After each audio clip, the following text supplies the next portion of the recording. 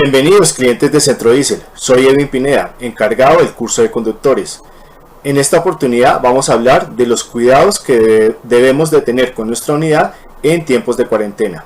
Vamos a dividir la exposición en dos grandes tiempos. El primero, vamos a ver los cuidados con las unidades no operativas y después el cuidado con las unidades operativas. Empecemos.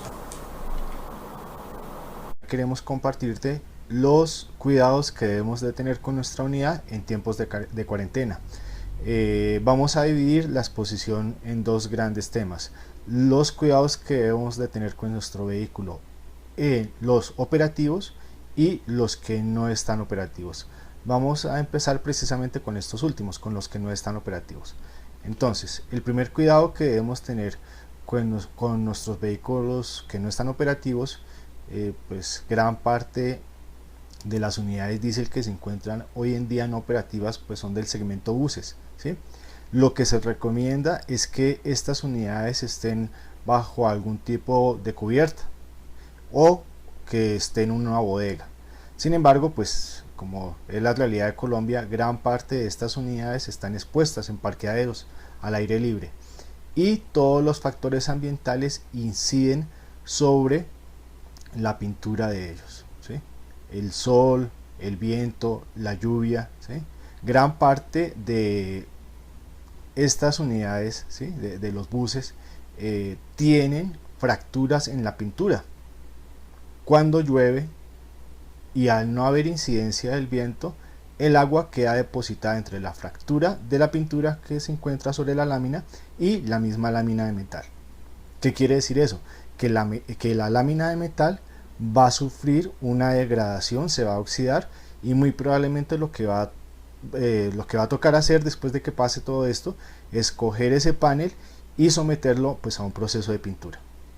Entonces, para que no suceda eso, lo que se recomienda es cubrir con algún tipo de material la unidad para que no vaya a causar efectos dañinos sobre la pintura.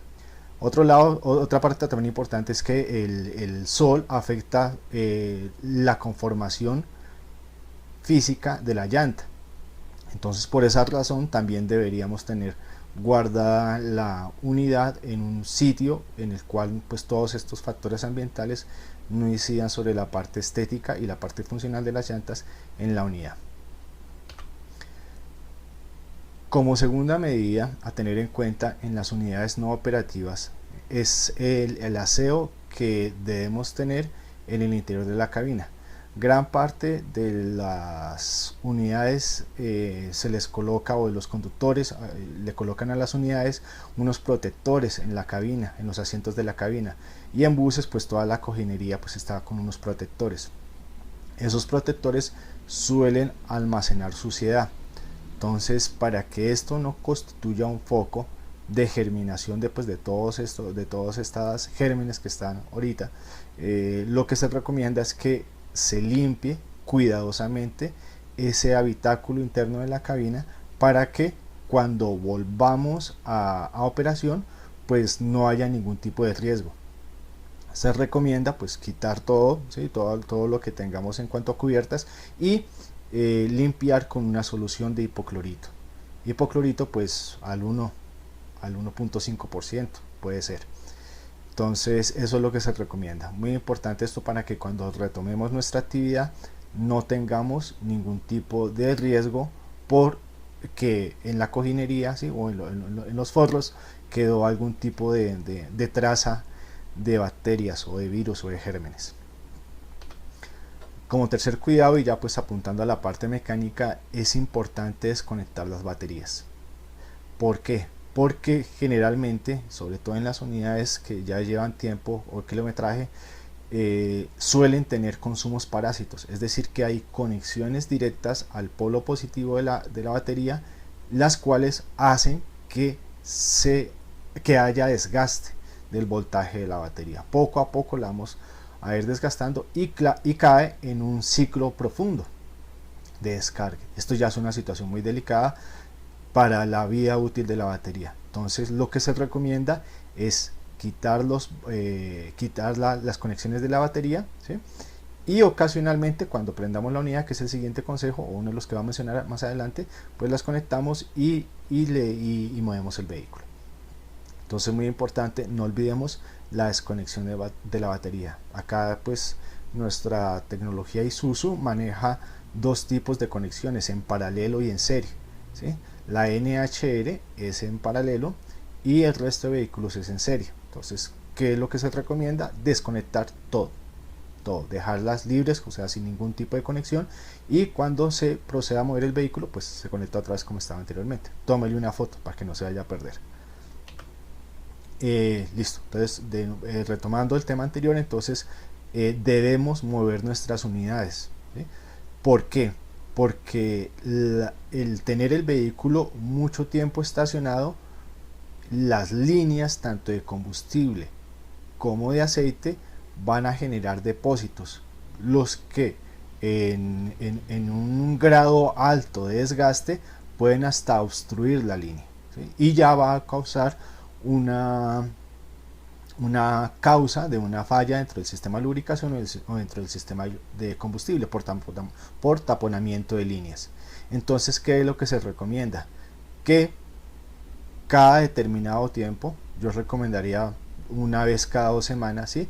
Coger el vehículo, prenderlo, ¿sí? Conectar las baterías, prenderlo y moverlo dentro del sitio que lo tengamos, ¿sí? Por lo menos unos 10 minutos. Y también teniendo otra cosa en cuenta, que el punto de apoyo de las llantas en las cuales estaba originalmente el vehículo y en las cuales va a quedar sea diferente, porque pues la llanta se va a ir deformando. Entonces eso es importante que en la medida en lo que se pueda hacer, pues hacerlo. Si tienen alguna pregunta de estos cuidados, pues me la pueden dejar al final de la conferencia. Hay un email el cual vamos a dar, o dentro del mismo Facebook pueden generar sus dudas y serán respondidas a la brevedad. En concordancia con lo anterior, es importante verificar la presión de inflado de las llantas, ¿sí? Esa presión de inflado la encontramos en donde hay una presión que es la que es el fabricante, y generalmente los conductores o los propietarios colocan la que se maneja popularmente, pero ojo, el fabricante maneja un estándar y ese es el que se debe pues tener en cuenta. Entonces, ¿cuál es la presión idónea que debemos mantener en el vehículo, en las llantas del vehículo?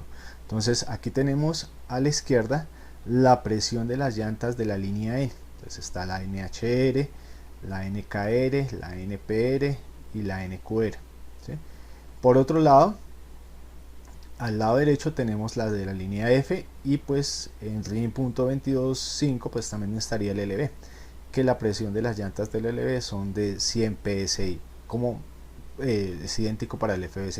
Entonces en estos tiempos que pues los vehículos no están operativos, se debe tener en cuenta la parte de la columna derecha que dice vacío, porque pues el vehículo no está sometido a situaciones de carga. Entonces en la NHR se debe manejar una presión de inflado de 60 libras, PSI quiere decir libras de presión por pulgada cuadrada. Entonces en la NHR la presión de inflado que se debe manejar es de 60 libras, tanto las llantas de adelante como las llantas de atrás. La NKR igual 60 libras, no 90 libras, no 100 libras, son 60 libras. Que la llanta lo soporta la 100 sí, pero lo ideal, lo que recomienda el fabricante son 60 libras de presión.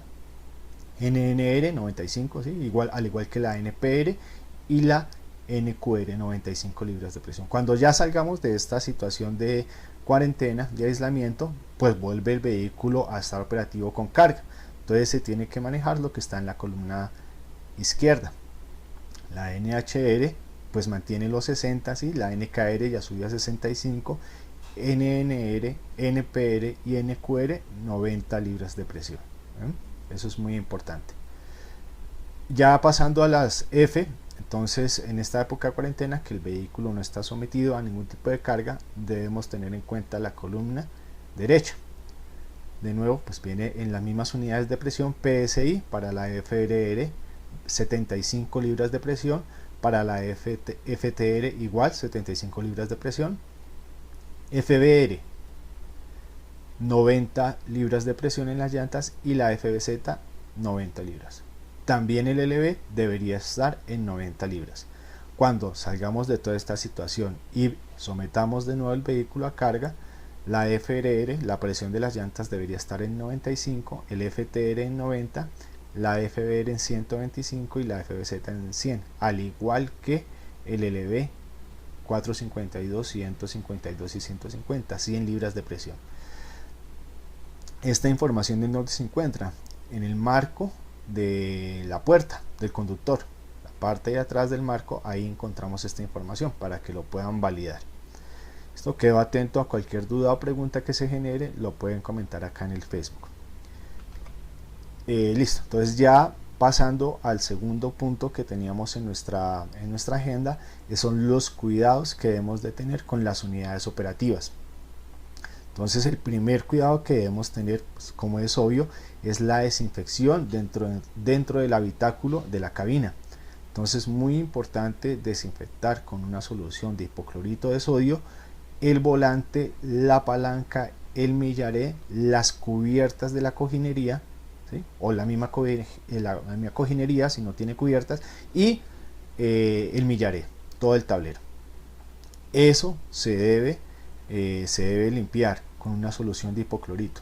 El hipoclorito es una sustancia química que tiene una característica muy especial, es que todo microorganismo que entre en contacto con el hipoclorito va a morir, ya sea, bueno, para los que hemos estudiado biología, ya sean virus, ya sean bacterias o sean protozoos, todo lo que entre en contacto con eso, todos estos que acabo de nombrar y entran en contacto con el hipoclorito van a morir. Entonces, ¿qué es el hipoclorito? ¿Qué es el hipoclorito de sodio? ¿Qué es eso? Es Clorox. Entonces, ¿qué es lo que se recomienda? Que cojamos el Clorox que venden en la tienda, lo disolvamos, ¿sí? Por lo menos unas 3 veces, la misma cantidad. Tenemos un vaso, disolvemos ese vaso 3-4 veces. Eso lo echamos a un recipiente y ese es lo que utilizamos para, ese líquido resultante, esa solución resultante es lo que utilizamos para limpiar nuestra cabina, ¿sí? Va a quedar, el hipoclorito comercialmente se consigue ahí desde el 5.3% a 5.5%, el más concentrado, y el menos concentrado viene como al 2%. Entonces, si tenemos uno del 2 y lo disolvemos esa cantidad de veces, 4 o 3 veces, vamos a tener una solución que es idónea para limpiar el habitáculo de la cabina. El alcohol funciona, ¿sí? También funciona, pero es más efectivo el hipoclorito. Es más efectivo el hipoclorito. Dentro de la revisión preoperacional hay un tema que es la revisión de fluidos. Aquí vamos a tocar ese tema. Entonces, en nuestras ciudades operativas, cada vez que vamos a iniciar un viaje, hay que hacer un trayecto del punto A con mercancía al punto B, ¿sí? Tenemos que hacer esta revisión preoperacional. Y una de esas partes es el control de niveles. Y una de esas partes dentro del control de niveles es el nivel de aceite. Pues en la parte izquierda de la positiva tenemos aquí, lo voy a señalar con la flecha, ¿sí? Acá tenemos la varilla medidora de aceite, los dos tipos que hay. El conductor por allá le dice bayoneta, técnicamente es varilla medidora de aceite, ¿sí? Y esa varilla, pues para que se pueda hacer una buena comprobación del nivel de aceite, pues nuestra unidad debe haber estado en reposo por lo menos 30 minutos. Si prendemos el vehículo y apagamos o encendido el vehículo, vamos a hacer una revisión del nivel de aceite, pues está mal. Lo que se va a hacer es apagar el vehículo o por la mañana antes de encenderlo, ¿sí? Lo que se hace es inspeccionar el nivel de aceite, nunca haberlo prendido y no esperar un tiempo prudente y hacer la toma, porque esa toma no va a servir. Bueno, dicho esto, entonces en la varilla medidora encontramos en la punta esas tres medidas, un primer círculo, un segundo círculo que lo estoy señalando aquí con la flecha, y una X, ¿sí? Entonces la mayoría de conductores, pues cuando ven la X dicen, no, pues el nivel va hasta ahí. No, ojo, ese es el nivel máximo que soporta el motor. No es que deba ir hasta ahí. El deber ser, ¿cuál es? Es el segundo círculo, este que tenemos acá. Lo máximo que soporta el motor es esto. Pero el nivel idóneo que soporta el motor para un correcto funcionamiento es este círculo de acá, el segundo, ¿sí? Y mire lo que dice acá. Esto es traído del manual del conductor. Dice acá reabastecimiento máximo, es decir que si se encuentra acá dentro de este margen que es denominado con el número 2, ¿qué tenemos que hacer? Pues aforar, es decir, completar el nivel para que llegue de nuevo acá, no a la X. Esto suele, este caso en particular de la NHR Euro 4, sí, que ella suele tener un consumo de combustible mucho más evidente que en las otras líneas que maneja Chevrolet. Entonces sí, ella consume aceite, pero entonces hay que tener en cuenta que el nivel máximo no es la X, el nivel máximo es el segundo círculo. Y ya pues cuando este pues ya es un nivel de peligro, si se encuentra el primer círculo, si el nivel de aceite se encuentra por debajo del primer círculo, encontramos que el motor no tiene nivel de aceite adecuado para funcionar, lo cual pues va a causar una mala lubricación, una película muy delgada dentro de las partes móviles del motor, y no es que el motor se vaya a dañar de una, a menos de que el nivel sea muy bajo, pero sí va a ir configurando una falla entre los componentes, es decir, va cortando la vida útil de los componentes móviles del motor. Entonces es muy importante que tengamos esto en cuenta. Por favor, colocar todas sus dudas y preguntas acá en el post de esta presentación y serán respondidas a la brevedad.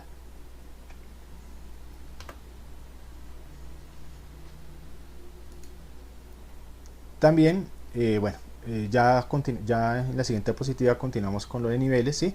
Hay otra inspección que se debe hacer y es el filtro de aire.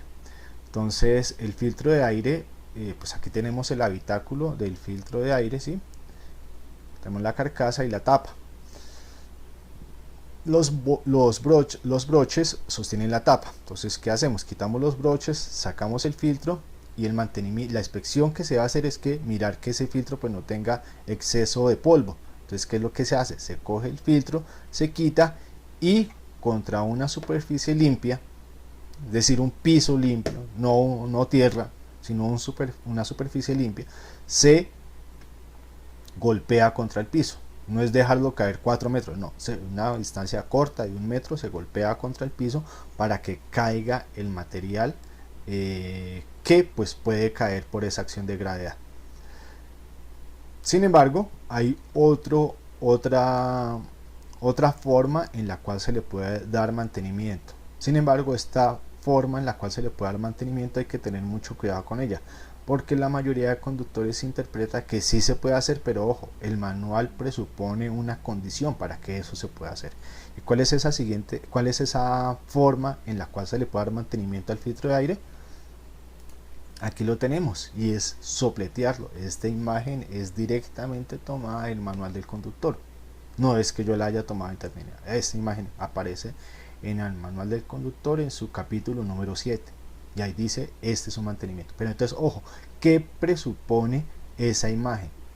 ¿Qué presupone esta operación de mantenimiento? Que ese filtro que se sopletea es genuino, es marca Isuzu.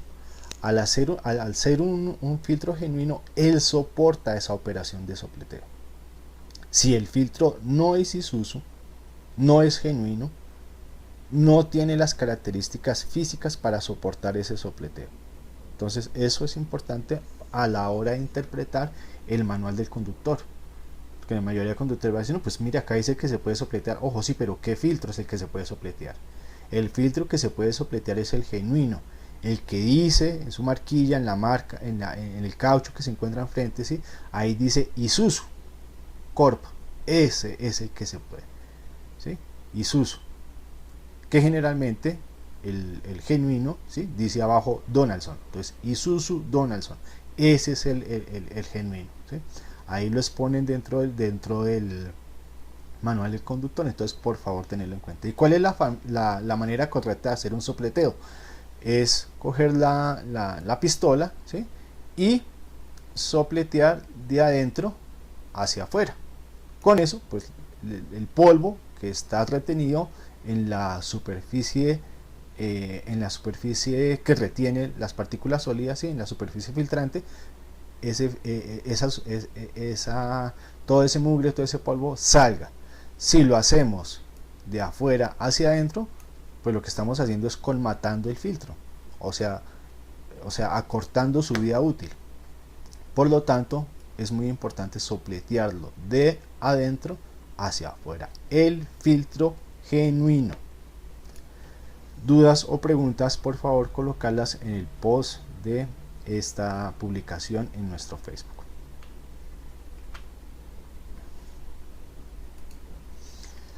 Bueno, retomando la inspección de niveles, entonces es muy importante revisar el nivel del refrigerante. Recordemos que un nivel bajo del refrigerante pues básicamente lo que va a causar es que se funda el motor o un sobrecalentamiento. En el caso extremo que se funda, y en el caso pues que nos demos cuenta a tiempo, pues va a causar un sobrecalentamiento, y pues muy probablemente si no nos damos cuenta al inicio de esta falla y nos damos cuenta ya al final, pues va a causar un pandeo de la culata. Entonces, y esa ya es una situación pues delicada que obliga a una parcial. Entonces, ojo, el nivel del refrigerante se debe mirar por el depósito de reserva. Es este que tenemos acá, el depósito de reserva, ¿sí? Se encuentra generalmente ubicándonos de frente al vehículo en la parte izquierda, ¿sí? Marca un mínimo, que acá lo estoy señalando con la flecha, y un máximo. El nivel del refrigerante no debe estar entre estos dos. Ojo, esto se mide con el vehículo apagado, no con el vehículo prendido, porque pues es evidente que cuando el vehículo pues lo sometemos a temperatura y entra a operación, pues el nivel generalmente va a estar por encima, pero ojo, entonces esta inspección se debe hacer con el vehículo ya en reposo, en lo posible por la mañana antes de iniciar operación con la flota. Debe estar entre el mínimo y el máximo. Si se experimenta algún descenso rápido o acá hay que ir aforando, hay que ir completando el nivel, pues hay una fuga, y la fuga puede ser evidente, es decir, en alguna de las líneas donde usted la vea en el radiador, sí, o de manera interna, que ya es mucho más complicado detectarlo. Alguna galería dentro de la culata, dentro del enfriador de aceite puede estar picado. Bueno, hay varias partes en la parte dentro del motor donde puede haber un paso de líquido refrigerante al sistema de lubricación. Cuando sucede eso, pues vamos a ver que al cambiar aceite no nos encontramos con aceite normal, sino nos encontramos con un tipo de emulsión diferente a aceite, y pues ahí detectamos que efectivamente hay una fuga interna en el motor y se debe llevar el vehículo a mantenimiento. En estos casos es muy importante ir a un sitio donde pues sepan qué es lo que están haciendo. Entonces, en este punto recomendamos Centro Diésel, calle 13, 68B11. Allá tenemos la mano de obra experta para resolver este tipo de novedades mecánicas, y pues para que usted tenga confiabilidad a la hora de operar la máquina y tener una buena productividad. Cualquier duda o pregunta referente a este sistema, por favor, en el post. Antes de finalizar esta charla, vamos a tocar el tema de la trampa de combustible. Entonces aquí tenemos la trampa, un despiece de la trampa, ¿sí? Y tenemos el tapón de drenaje. Esto es muy importante. Esta trampa se debe operar por lo menos 2 veces a la semana. Es muy importante operarla. ¿Por qué? Porque esto lo que hace es retener el agua que de manera natural, ojo, natural, se genera dentro del tanque de combustible. Es evidente que nunca el tanque de combustible está siempre lleno al 100%, nunca, porque porque desde el mismo momento en que usted va a iniciar, da starter, pues empieza a bajar el nivel. Es decir, que va a haber una zona dentro del tanque de combustible en la cual va a haber aire. Y hay un fenómeno físico en la naturaleza que se llama condensación. Y ese fenómeno físico, ¿qué es? Es coger el estado gaseoso del agua y pasarlo a estado líquido. Entonces, cuando entra gotas de agua por ese mismo fenómeno de condensación al tanque de combustible, pues ¿en dónde queda retenido eso? Acá, en la trampa. Cuando sale el combustible de tanque, pasa acá por la trampa, acá queda, antes de pasar al filtro principal de combustible. Entonces, esto es muy importante. ¿Por qué? Porque nuestros vehículos hoy en día de tecnología Euro 4, desde el año 2015 hacia acá, tienen bomba de inyección electrónica. ¿Eso qué quiere decir? Que los inyectores son 100% electrónicos. Al entrar en contacto el agua que no se drenó acá y que en determinada situación llegó allá al inyector, pues ¿qué va a pasar con el inyector? Pues que el inyector entra en falla. Entonces, y esa pues ya es una falla que pues implica un despiece y no hay disponibilidad de la unidad. Entonces, esta tarea la debe hacer el conductor en su inspección preoperacional. ¿Y en qué consiste? Acá da vueltas al tapón de drenaje, sale combustible, 1 segundo, máximo 2 segundos, vuelve y cierra. Acá en la parte superior debe aparecer un bombín. Acá donde estoy señalando, acá no está en este despiece que es de una unidad tendril, pero acá debería estar el bombín. En todas las unidades Euro 4 está. Entonces, ¿qué hace? Se opera el bombín, sube y baja, lo opera con la palma de la mano, ¿sí? Y en algún punto ese bombín ya ofrece una resistencia dura y no baja. Ahí es el punto de parar. ¿Qué quiere decir eso? Que el bombín actuó como una bomba de cebado, es decir, que llenó toda la línea de combustible desde la trampa hasta el filtro de combustible, que es lo que se desairea. ¿Listo? Entonces, muy importante tener en cuenta esta situación para que nuestro sistema de combustible pues tenga una vida útil larga, que hoy en día pues por la calidad de combustible se ve muchas veces acortada y causa una indisponibilidad de la unidad.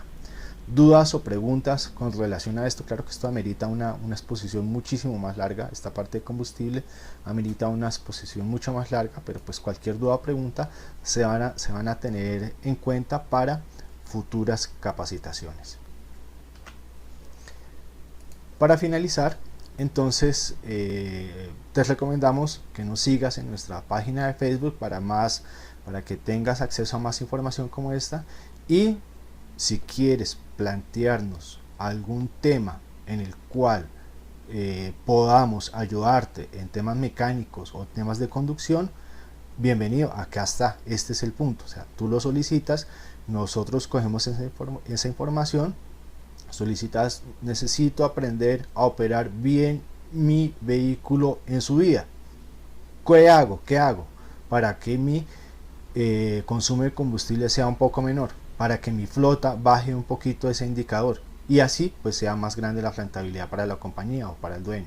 Entonces necesito ese tema específico, nos lo comentan por acá, por nuestro Facebook, nosotros cogemos esa información, la interiorizamos y hacemos un en vivo, una capacitación como esta, offline o en vivo, ¿sí? Para que usted esté enterado y de qué es lo que debe hacer, y resolvemos dudas y preguntas. Bueno, esto es todo, espero haya sido de su agrado. Por favor, suscríbanse a la página de Centro Diesel para que les aparezca la notificación de más videos como este que vamos a subir en un futuro. Recuerden visitarnos, calle 13, número 68B11, ahí estamos ubicados, y nuestro teléfono de contacto es 413-6797. Hasta luego. Centro Diesel. Chevrolet. Find new roads.